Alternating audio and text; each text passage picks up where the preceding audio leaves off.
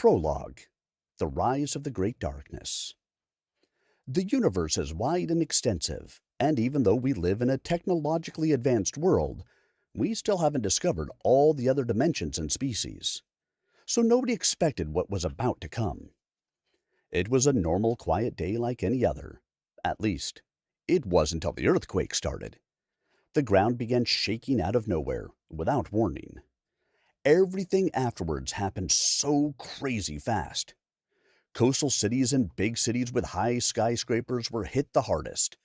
The tall buildings were pulled into the ground, while coastal cities got flooded by the waves of the sea. The earthquake had caused worldwide tsunamis. Some lucky people managed to escape their houses while glass shattered and walls started to show cracks. It was chaos everywhere, but especially in apartment buildings. People got overrun and pushed against the walls and stairs while everyone tried to escape. Inside and outside the building, people were screaming and panicking. Lights were all lighting up and flickering. Outside, there were also huge holes in the concrete of the street, and some cars were stuck in them. Windows broke and buildings disappeared into the ground, while more gaps and cracks appeared in the roads and in buildings. But small villages in the countryside weren't safe either. People fell into holes that opened right under them. The earthquake was disastrous and lasted for hours until it suddenly stopped. When it was finally over, many people had lost their lives.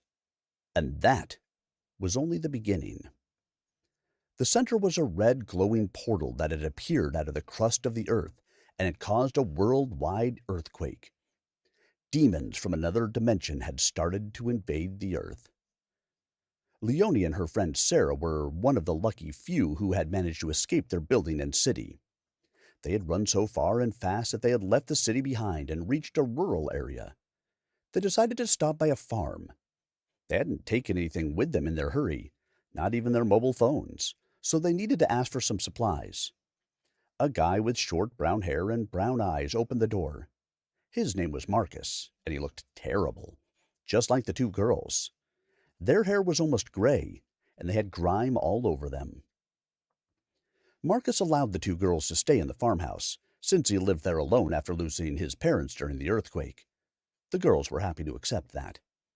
It had started to become darker as the sun was setting down. It was great for them to have a place to stay the night. A lot of technology had broken or had gotten lost in one of the many holes, but the three managed to make an old radio work after a lot of static. That way, they learned about the events that had happened that day and that the government would try to nuke the portal-like object the next day. Sarah was confident that nuking the portal would help destroy it, but she couldn't be more wrong. This had only been the first day. It wouldn't get any better. On the contrary, it was quiet for a few days. There weren't any more earthquakes, but the portal was still there. Nuking it hadn't worked. Since Marcus let Leonie and Sarah stay in the house and lots of buildings were destroyed and so many people were killed, including Marcus's parents, the two girls helped him in the fields and with chores in the house. They couldn't return to the city anyway. It was all destroyed. A week later, the three were all sitting in the kitchen that evening. Marcus was playing around with the radio, trying to get it to work for a short time again. Sarah was cleaning up the kitchen, and Leonie was folding some laundry. Suddenly, a voice came out of the radio again. "Don't go out during the night. Close all curtains and blinds. Whatever you do, don't look at the moon." The moon? The hell is wrong with the moon? Have they gone insane? Marcus wondered aloud. But the warning had come too late. Sarah was staring outside of the kitchen window. Like she was in a trance, she turned around and walked out of the kitchen. Leonie jumped up from the chair and ran after her, trying to stop Sarah. But it didn't help. She opened the front door and walked outside. "Sarah, don't! Come back inside!" "Leonie, don't go after her!" Marcus screamed. But Sarah was Leonie's best friend. They had known each other almost their whole lives. So Leonie ran outside after her friend. Sarah took a few more steps and then suddenly stopped. Leonie bumped into her and fell on the grass, while Sarah was still standing. She should have fallen, but she was still under the influence of the moon. Then she suddenly collapsed to her knees, causing her to fall onto the ground, and she started shaking and spasming. She didn't seem to be in pain. She wasn't screaming. There wasn't a single cloud that night, and the moon was glowing bright red. Everything had a red glow because of that. When Leonie looked up at the sky, she finally started to feel the influence of the moon, too. A strange sensation ran through her, like a warm shiver. She collapsed to the ground. "Damn you two! I regret the day I let you into my house," Marcus complained. He had followed the two girls outside as well. It didn't take long before he also fell to the ground. They had all been warned something like this would happen, but it had been too late. Leonie was the first to get back up, which was weird because Sarah had been the first to see the moon. She was shivering like she was cold. At least she wasn't shaking or spasming anymore. Marcus was lying awfully quiet. He didn't move at all. Leonie bent down to check his pulse, fearing he might be dead. But when she came close to him, he almost bit a finger off.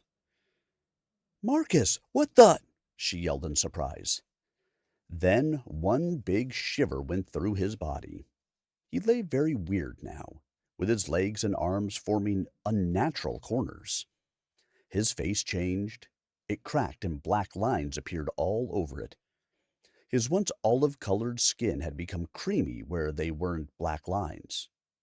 He wasn't human at all anymore. He was too pale. He jumped up with inhuman speed and hissed at me. "Marcus, don't! It's me, Leonie!" Leonie screamed at him. It didn't help, though. He jumped towards her and pushed her against the ground. It had happened so fast she hadn't even seen it coming. At one point he was standing in front of her, and the next moment he had pushed her against the ground. His long, white fangs stuck out of his mouth and glimmered in the red moonlight. He had become something that had only existed in stories she had heard. He was a vampire. "No!" Leonie yelled when Marcus tried to bite her. With all of her willpower, she tried to push him away from her. But instead of physically pushing him away, she felt warmth running through her, over her spine. Suddenly, he flew up and away from her. Carefully, she got up. He had landed too far for her to have pushed him away. She wasn't that strong, and he was a vampire now, so it'd be harder to push him. Marcus quickly recovered and jumped up again. Sarah was his next target. He attacked her now. "Marcus, no! Stop! Leave her alone!" Leonie screamed. She ran towards them, but he bit Sarah and just pushed Leonie away with one arm. Yeah, he had the strength of a vampire. It only took a few minutes. Then he disappeared, confused and not himself. He moved too fast for Leonie to follow him with her eyes. Slowly, she crawled toward Sarah and put her fingers against her artery to check her pulse. Sarah was still breathing, and she had a heartbeat. She was just really weak. She was also sweating a lot, with drops running over her forehead, cheeks, and neck. It appeared she had a fever. The moon was still a bright red ball in the sky. Its effect had been different on each of them. Leonie had barely felt any effect of this moon, but she still felt like something had changed inside her. Marcus had become a vampire, and Sarah had become sick from looking at it. She never recovered or regained consciousness. Hours passed and her breathing became heavier while her heart rate slowed down. Her last breath was barely audible. She had survived the earthquake, but not this. She wasn't the only one suffering this fate. There were others just like her who had survived the earthquake, but had died during the night of the red glowing moon. Leonie was left alone now. Sarah was dead, and Marcus had run off in his panic and confusion. He would never return to the house. He had been too spooked from what had happened and from what he had done. Leonie was clueless about what had happened that night. She didn't understand why the moon had had a different effect on each of them. She didn't know what the moon had done to her, and she wondered how she had been able to make a vampire fly away. She decided to wait to make a decision until the morning. She'd be able to think more clearly after a good night's rest. The next day, she decided not to stay in this house. She didn't want to be there alone. She needed to figure out if there were more vampires, and if there were even still human beings, or only supernaturals. This was the beginning of the rise of the Great Darkness, the area that was under the control of the demons. It would only expand and chase more people away. People constantly needed to relocate their houses. Leonie would start her quest for other survivors and supernaturals. She would find out she was a witch and find other witches and warlocks. She would bring people together and lead them to safety and become the first queen of the witches and warlocks. So the next day she went on her quest. When she opened the front door and stepped outside, she noticed that the air felt weird, like a strange vibe was present. There was no sun, only gray clouds. All color and warmth had disappeared out of the world. It was depressing. The days after, the weather stayed the same. It was always overcast gray. There was no more rain, none at all, and no more sunshine peeking through the clouds. Leonie never saw the sun or a ray of sunlight again.